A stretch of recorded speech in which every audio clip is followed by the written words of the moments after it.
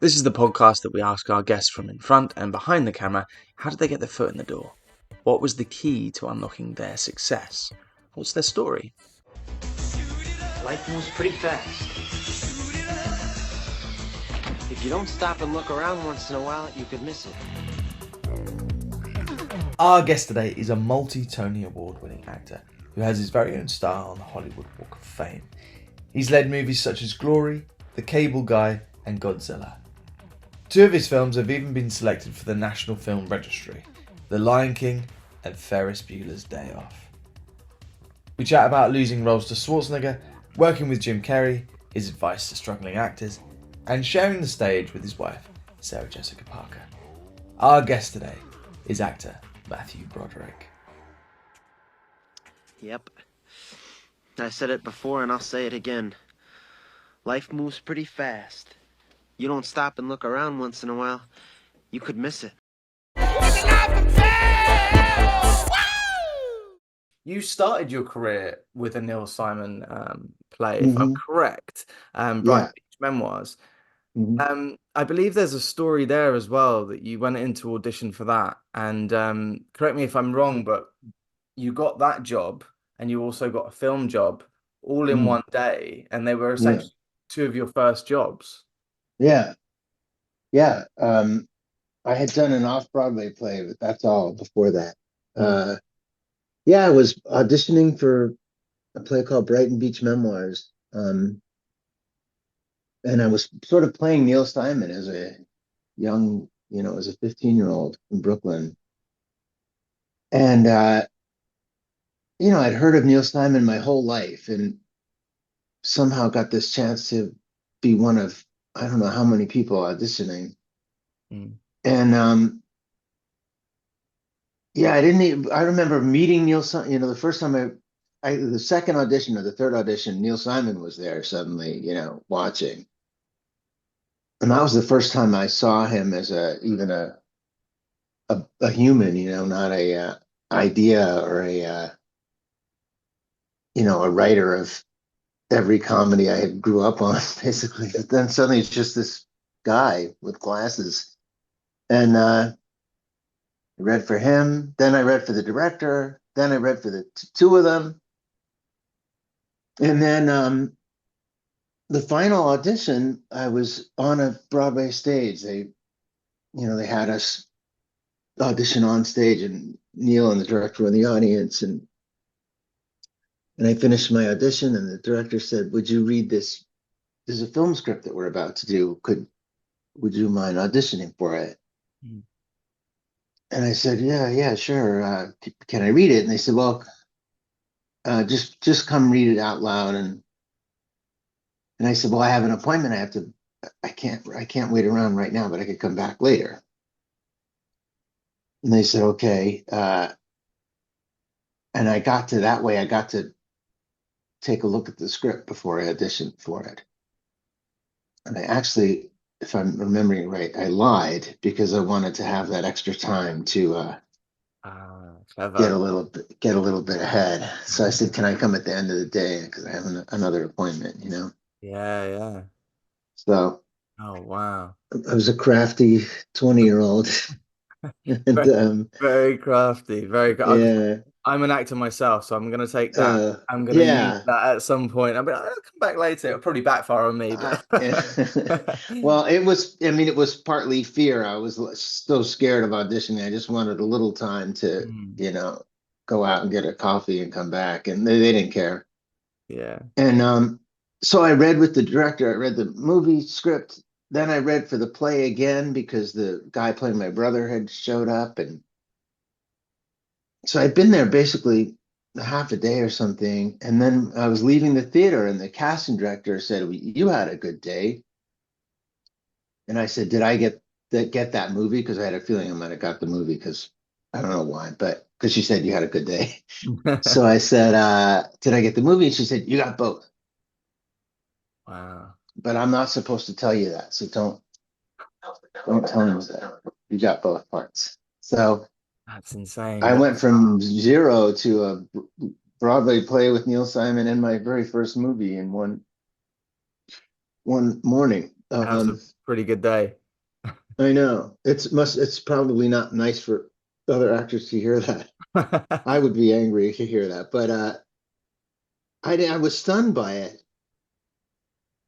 and I didn't think anything. I went to get lunch with the guy playing my brother, and then I called my father at home and told him what happened, and he got so excited that that was the first time. It wasn't until I heard him go like, "What?" that I started to get excited myself. Mm. I guess I was sort of stunned by it. Yeah, no, of course. That's You incredible. And for it to be a play of that level as well. Yeah, I know. The play, they wouldn't let me take it home. I read the play in the producer's office. Mm, Before that last audition, they were like, now you can read the whole play. Before that, I'd only seen scenes. And they said, but we're not going to send it to anybody's house. You have to come in and read it. And I read it in the waiting room of the producer's office. And I wow. loved it. And I thought, what a shame that I'll never get this part. This is so good. Mm, mm. And then it, somehow worked out. Mm. Is it crazy to you that, you look back on that day where you must have been 19, 20, doing that, your first play, and now, years later, you're doing another Neil Simon play in the West End. You've Yeah. obviously done it in New York as well. Does that seem mad or? Yeah, it does. I think about it sometimes. There's a scene in the play where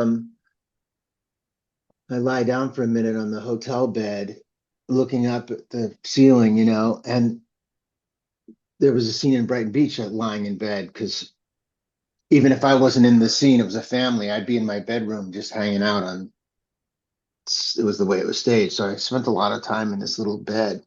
Mm, So when I lie in that bed the other night, I thought I was flooded with memories of lying in this short little bed. And every now and then I think, well, I wonder what Neil would think of this, Would he mm, be angry at something? Like, would he hate the way we're doing this part of it? Is this wrong? Or would he be thrilled? I wish he could see it. I think I mm, do. I mm. think I wish he could see it. Yeah. And you're obviously that was kind of your start getting that role, those two roles on the same day, and you've done obviously a bit Mm. before that, but where did the interest of acting come from initially? Um, I don't know. My father was an actor, and when I was little, I always used to say, "Oh, I'm going to do that too."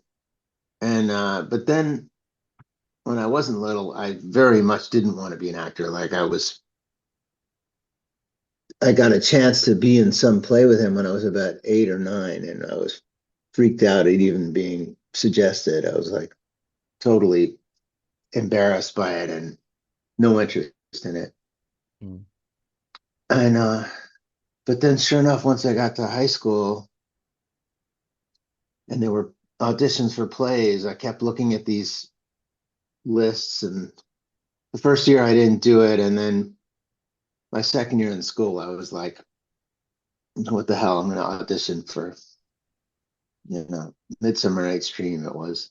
mm, I got a teeny, teeny little part. And, but once I did the teeny little part, I was like, that wasn't as best scary as I thought, I seemed to be able to do that and function. So, I tried again. Then I tried again. Then I started to really like it. And then I started to think, maybe I can try this and not have to go right to college, which I didn't want to do.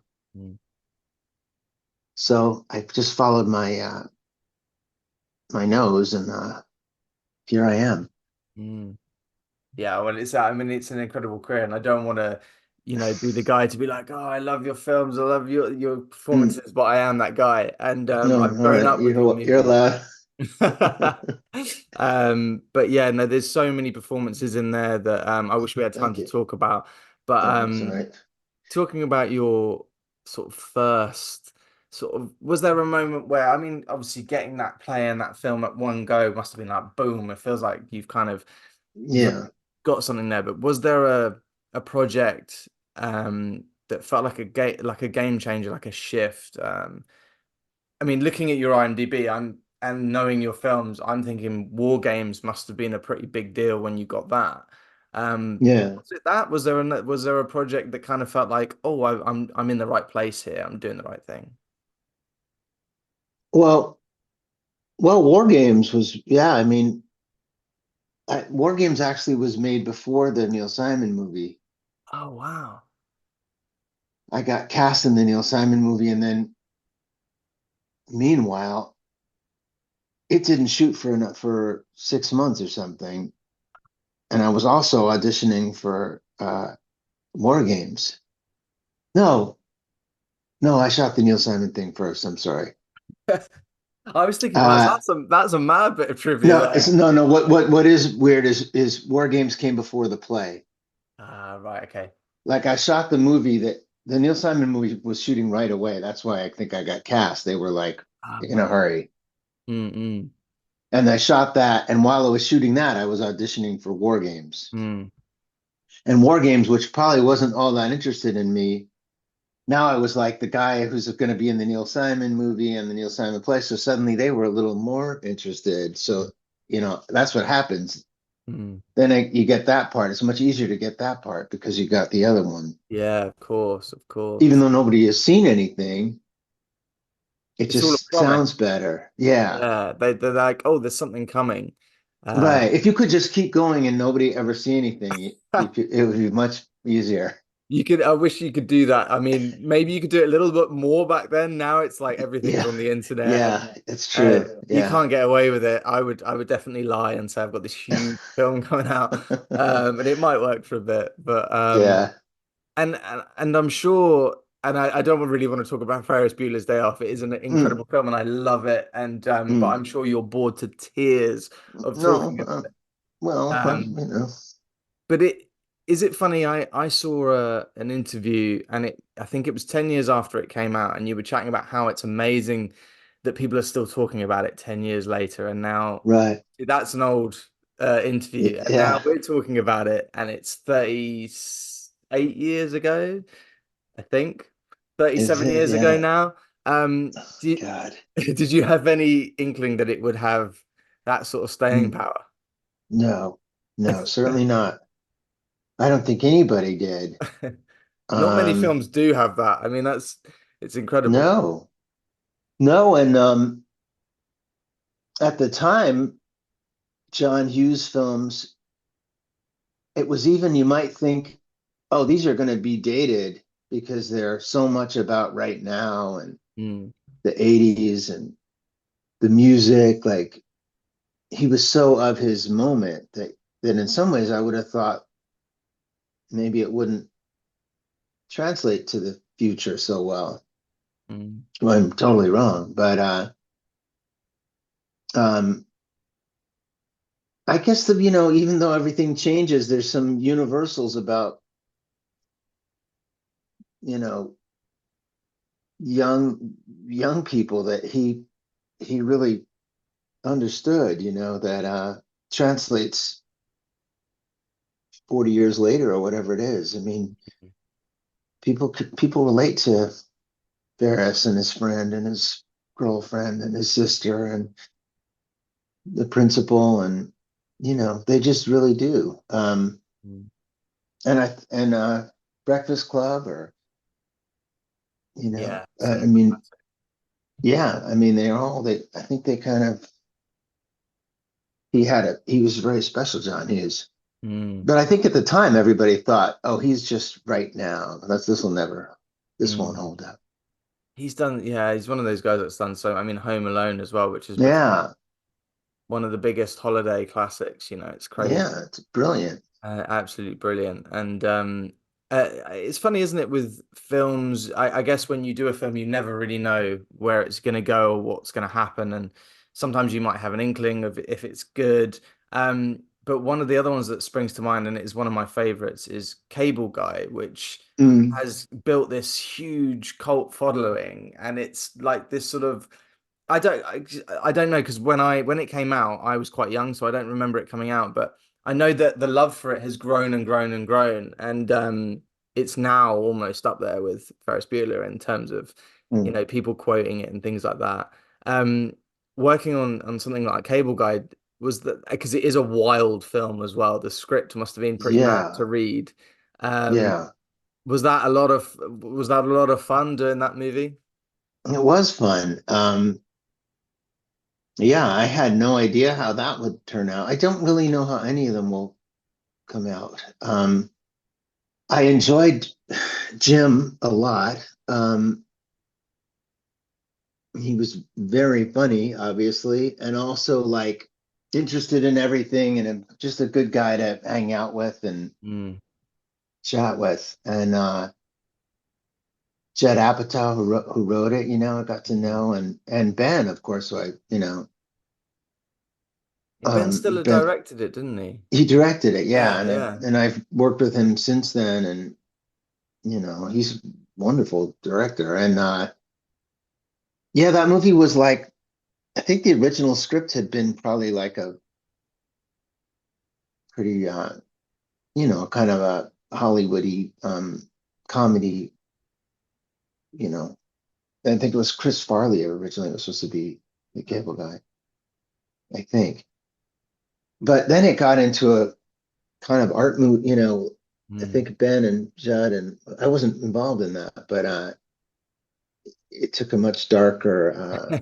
Yeah, it's very. It's an unusual movie. It So is. It is. I whether you remember like, being so confused by it as a kid and just, yeah, this is amazing. I Why aren't there was a more little films like confused. this? Yeah, I don't think there are. I don't think No, there are a lot of films like that. it's Yeah, incredible.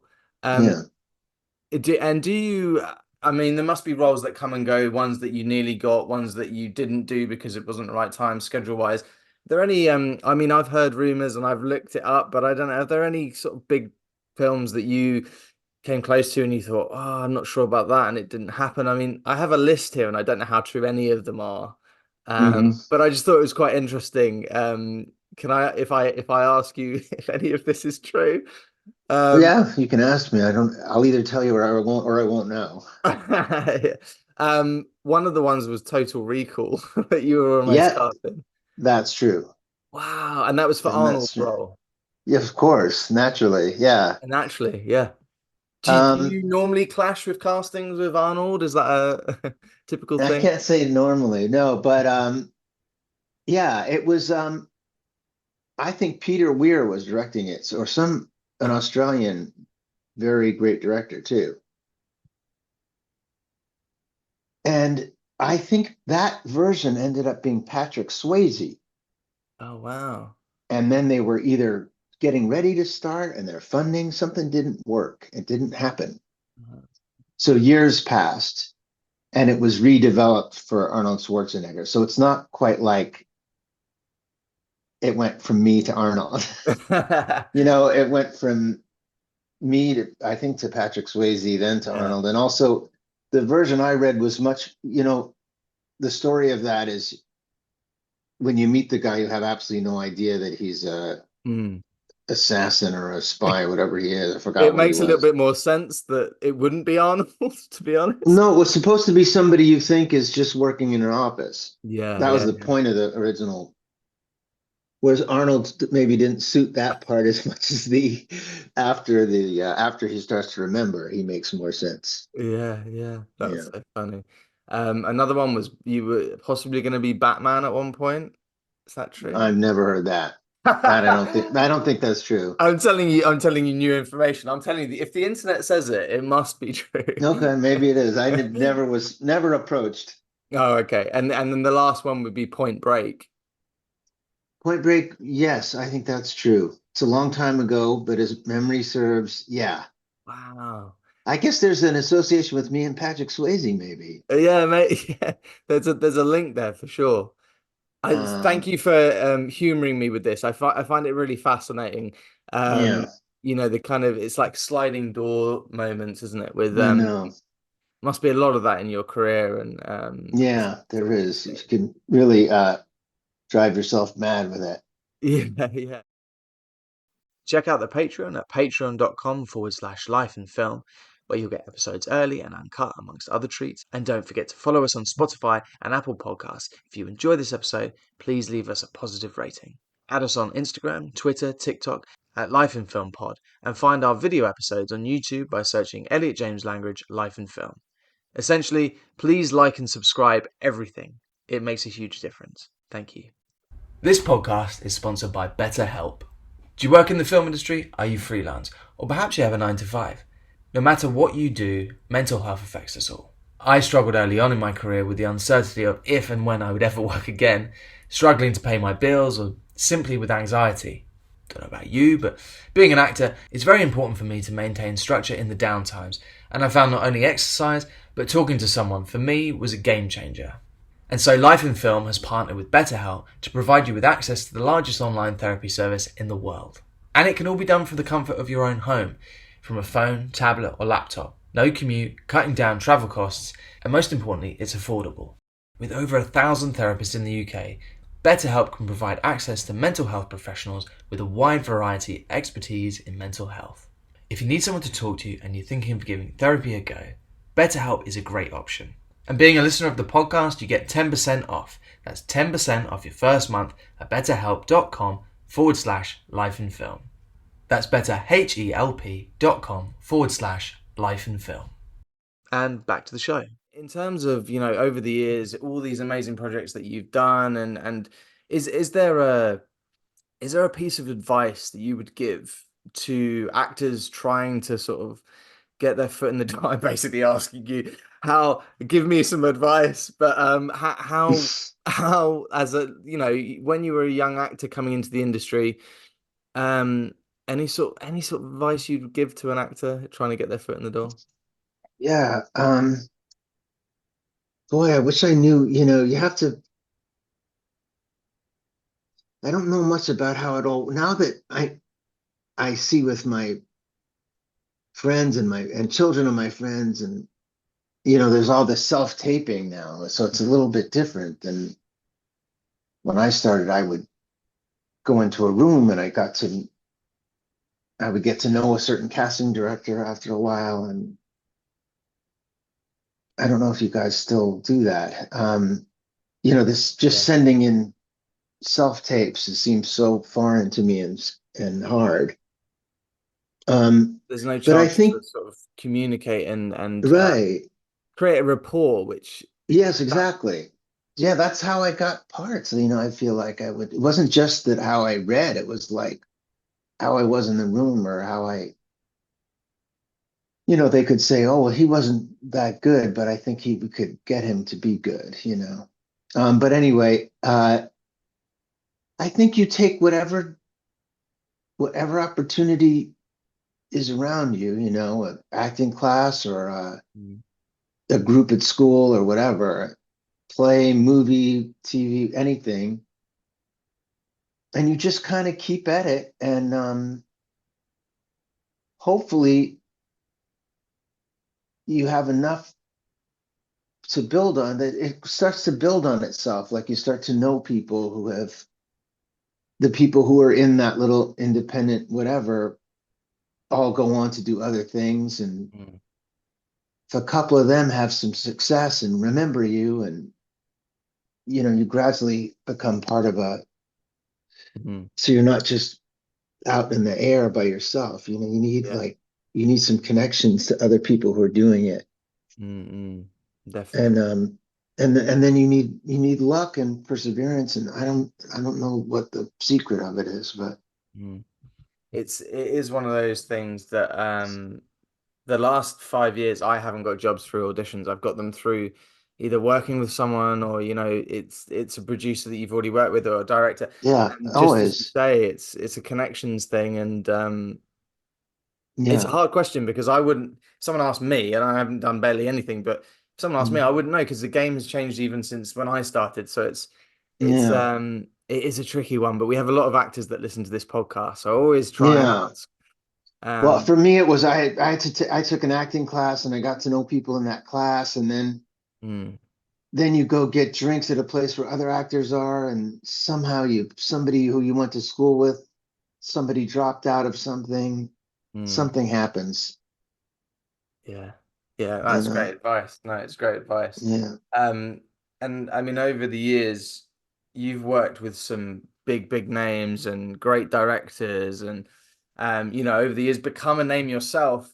But was there a time when you were kind of early on where you got to work with one of your heroes and, it was nerve-wracking and you were kind of nervous to be, on screen with someone? I'm thinking in my head, I'm thinking of The Freshman, I'm thinking of Marlon Brando, but that was actually not, I guess, not that early on in your career. But were there any moments that were kind of, Yeah.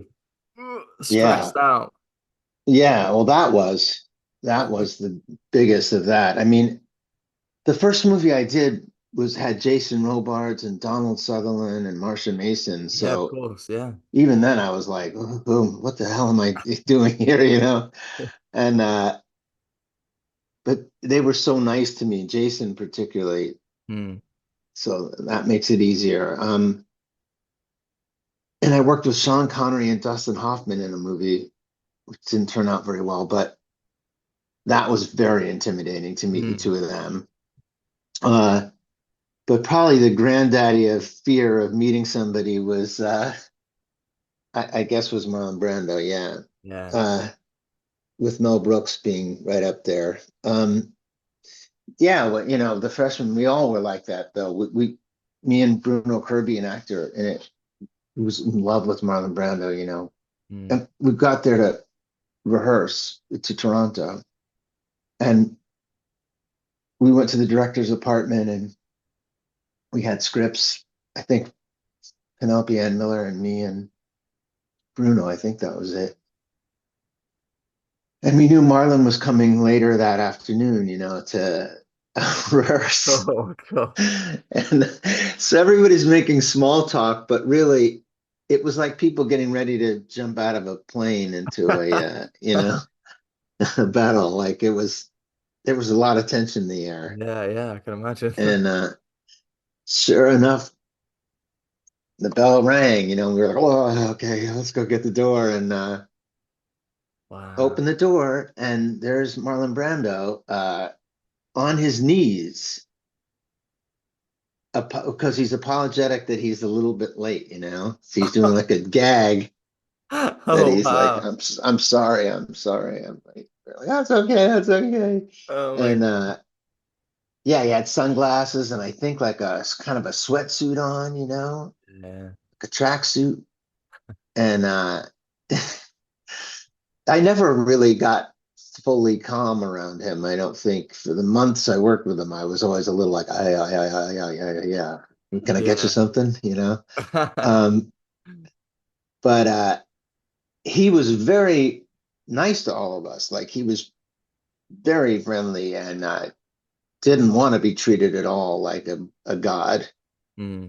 at least not by us. He was a little hard on production or, the Hmm. studio, or he always had battles going on, but Hmm. very friendly to the cast and extremely friendly to us. And Was he, did he, because you hear rumors that he would have an earpiece and things like that. Was that something that he did on that movie? he did. Yeah, but it wasn't as he said that he would get annoyed if he started to know the line. He says it's better if it's just coming to him through his earpiece rather than trying to remember something. I don't know if Hmm. that's true, but that's what he said. That makes sense, but also, Maybe, except you're actually hearing your line while the other person is yeah, true.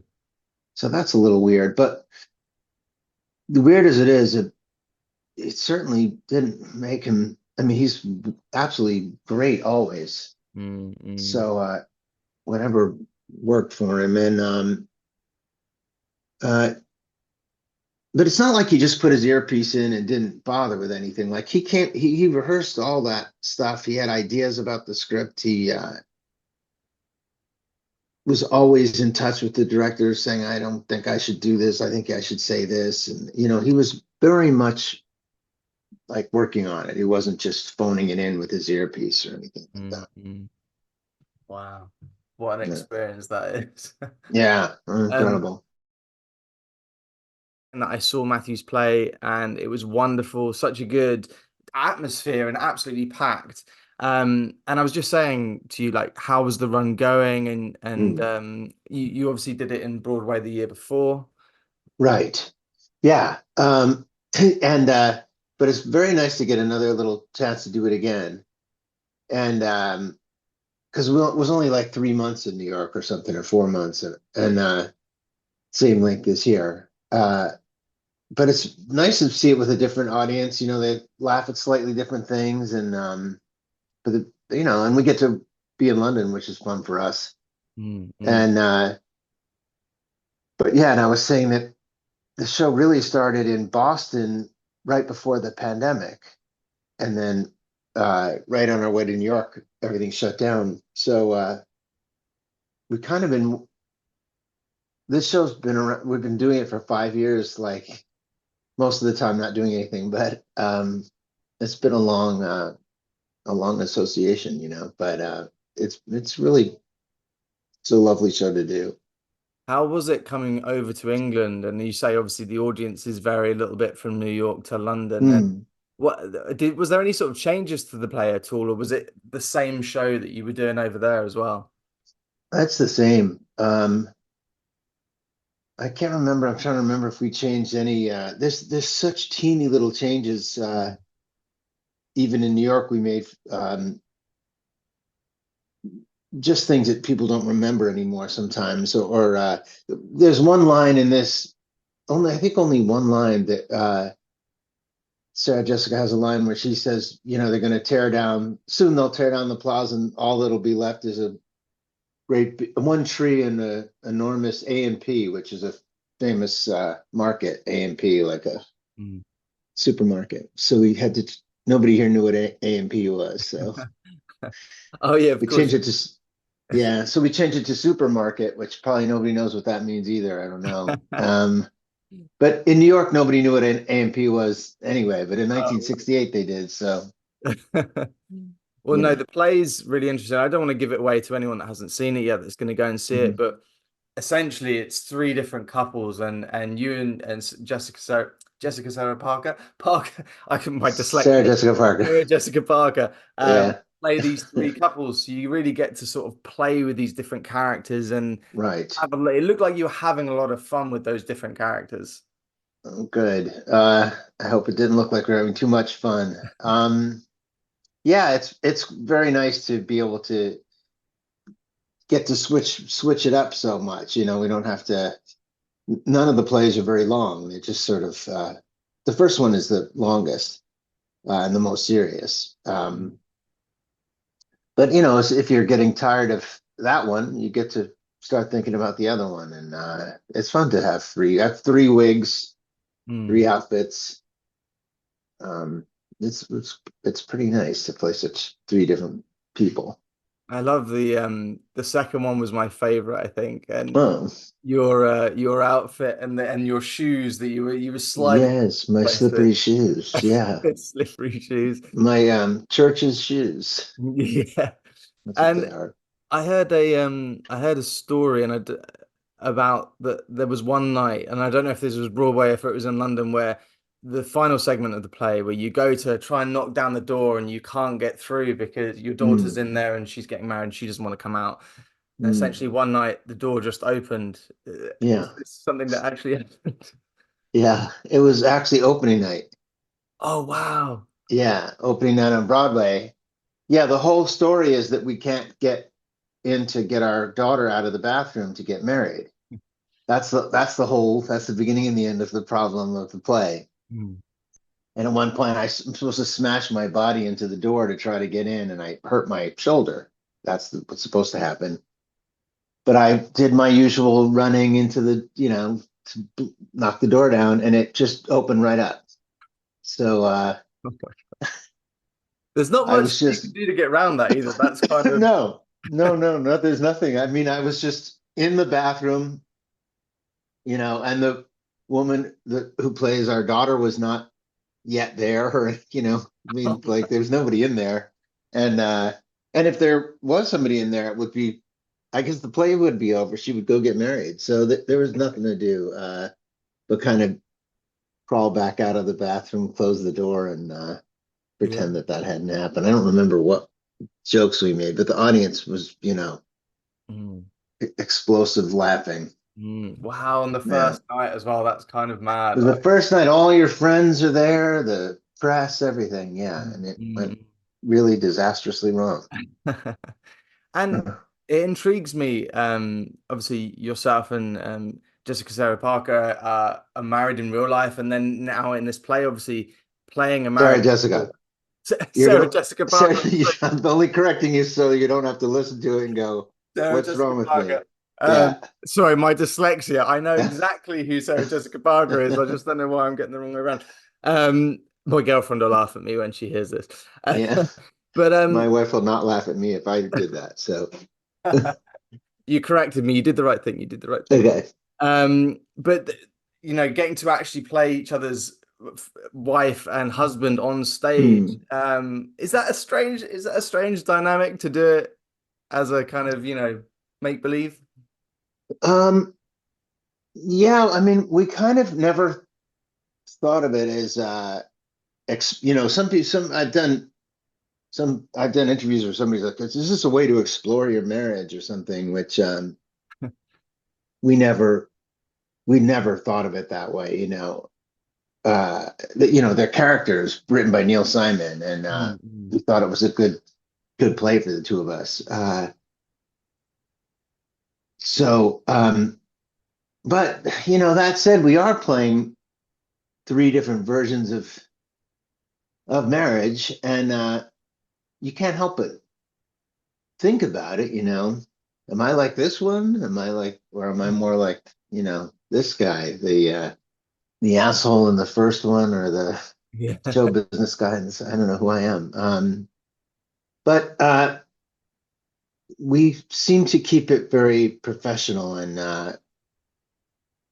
we don't even talk about the play. We do the play, and then I think we know enough to not like keep talking about it to get home and discuss it too much. So we try not to overthink it. Maybe in rehearsal we did, but now we don't. Just sort of, if there is any relation to our own marriage, it's unconscious. Well, of course, you've obviously been doing this as well.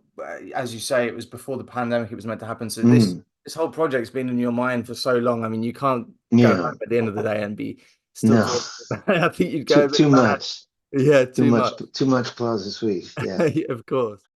And to finish off, do you have, this is a tradition with the podcast, so forgive me for this question. Do you have any embarrassing moments, maybe an audition moment early on, maybe an on-set moment where you were laughing, couldn't stop, or do you have any sort of a story that is utterly humiliating that you wanted to be swallowed by the ground that you're willing to share, obviously? I mean, there's breaking right through the door on opening night was pretty bad. That is a good one, to be fair. Yeah. When have I been humiliated? I know that must have happened a lot, but I'm kind of drawing a blank. I have to come up with one. No. You don't. No pressure at all. No pressure at all. Most embarrassing moments, yeah. I had a very humiliating with the other actor when I was in Brighton Beach. All right. The guy playing my brother has a pretty lengthy monologue to me. He's going through this huge dilemma at work, and he's going to get fired if he doesn't do something that he doesn't want to do, and he's got a big moral dilemma crisis, and he's telling me the whole story. And he forgot his lines about halfway through the story. I don't know what happened to him, but he blanked in a way that I've never seen anybody like. He just wasn't talking, and he just looked at me like, where am I? What was I up to? And I, of course, this was months into the run. So I was like, I haven't been listening to you for maybe it's been 3 months since I listened, Yeah. I just know you talk now, and I sit here with my mind wandering. So, and he grabbed me in an embrace, to try to get me to whisper. He whispered into my ear, what is it? What am I? What? what happens now? What's next? Oh my And God. I just said, I don't know. I don't know. I don't know. And You're just hugging on stage. hugging and then unhugging, and then I see a stage manager creep up behind him in the wings with a script, and she's trying to call out a line, and I can't hear her, and I'm trying to get Jelko to look at her, Oh, and he finally did, I think, and he somehow ended the scene. The play went on, and then when I was the next scene, when I was finished, I had a little time off stage, so I went into the green room to say, "Wow, that was something. You really are you okay?" You know. yeah. And he was lying flat on his back on the couch Mm. with his hands over his eyes, and like white as a ghost, Oh wow. and truly freaked out. And for weeks and weeks in that scene, he looked Oh no. like he just looked white, like he had no blood in his body when he would get to that. Oh, So that's not a story that happened to me, and I'm sure things like that have happened to me, no, but I that's remember it horrendous because though. That's perfect. it terrified me even seeing it happen. So Yeah, wow. I mean, and also you just yeah, have so many lines in Plaza Suite. When I was watching it, I yeah, was just like, yeah. how? No, I'm So gonna fuck it up. touch wood. Impressive, very impressive. And good luck with tonight's show. And this Thank has you, been a real joy and a real honor. Thank you so much for taking the time, man. thank you, pleasure. All the All best right, and break okay, a leg. thank you. Good luck to you. Thank you. Bye. Bye. Thank you to our guest Matthew, and thank you to his team at Slate PR. And as always, thank you to our sponsor, BetterHelp.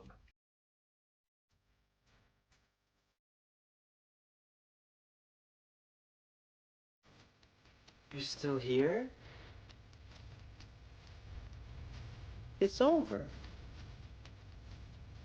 Go home.